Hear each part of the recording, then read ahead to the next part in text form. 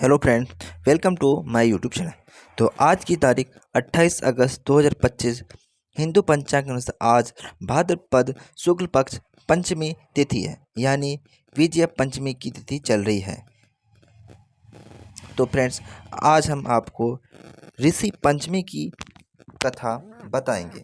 प्राचीन समय की बात है।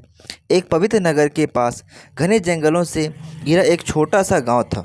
उस गांव में गौरी नाम की एक सच्ची, सरल और धर्मपरायण स्त्री रहती थी। उसका विवाह किसान ध्रुव से हुआ था। दोनों का जीवन बहुत साधारण था, लेकिन उनकी सबसे बड़ी धरोहर थी उनका श्रद्धा और विश्वास। गौरी बचपन से ही वेद पुराणों की कथाएं सुनती आई थी।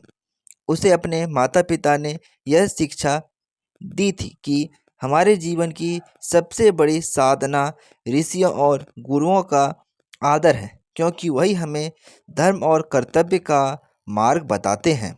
लेकिन विवाह के बाद गृहस्थ जीवन की व्यस्तताओं में वह इन नियमों को निभा नहीं पाती थी।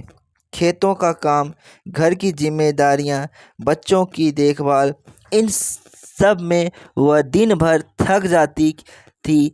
पूजा पाठ और ऋषियों का स्मरण पीछे छूट जाता। एक अद्भुत स्वप्न। एक रात गौरी को स्वप्न आया। स्वप्न में उसने देखा कि सप्त ऋषि उसके द्वार पर खड़े हैं।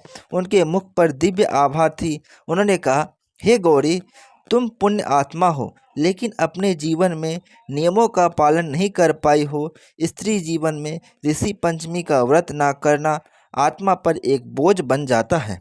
इस जन्म में यदि तुम प्रायश्चित करना चाहो तो कल से हमारा स्मरण कर कथा सुनना और दूसरों को सुनाना शुरू करो। यही तुम्हें मोक्ष के मार्ग पर ले जाएगी। गौरी ने स्वप्न में ही हाथ जोड़कर प्रार्थना की, गुरुदेव, मुझसे भूल हो गई, कृपा कर मुझे वह कथा बताइए जिससे मैं प्रायश्चित कर सकूं।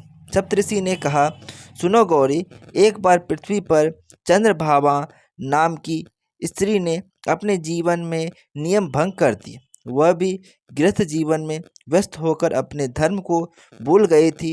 जब उसकी मृत्यु हुई तो यमदूत उसे नरक ले जाने लगे। लेकिन तभी देवी अरुंधति ने हस्तक्षेप किया और कहा, यह स्त्री यदि ऋषि पंचमी का व्रत करती तो इसके पाप कट जाते। तब चंद्रभाग ने अगला जन्म पाया और ऋषि पंचमी व्रत कर सभी पापों से मुक्त होकर स्वर्ग गए। गौरी का संकल्प।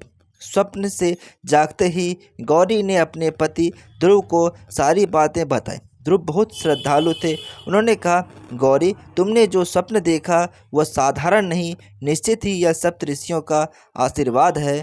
हमें इस अवसर को खोना नहीं चाहिए।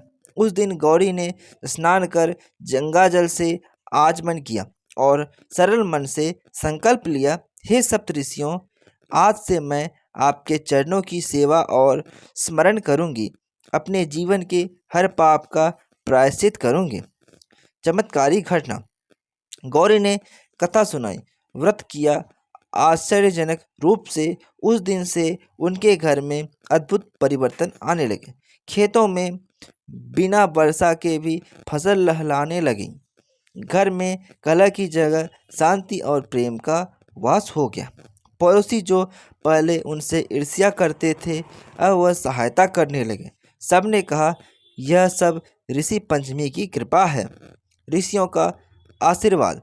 कुछ वर्षों बाद जब गौरी और ध्रुव इस संसार से विदा हुए तो उनके प्राण यमदूत लेने आए।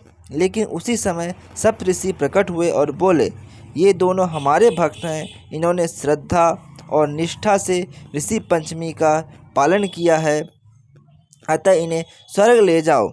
इस प्रकार गौरी और ध्रुव स्वर्गलोक में पहुँचे। वहाँ अमर सुखों का अनुभव करने लगे। इस कथा से शिक्षा। जीवन कितना भी व्यस्त क्यों न हो, हमें अपने धर्म और परंपराओं को नहीं भूलना चाहिए।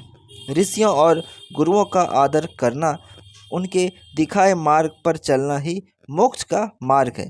केवल पूजा नहीं, बल्कि सच्चे मन से कथा सुनना और दूसरों को सुनाना भी उतना ही पुण्य देता है। तो फ्रेंड्स, आपको ये कथा कैसी लगी ज़रूर बताइएगा। Thanks for watching my videos.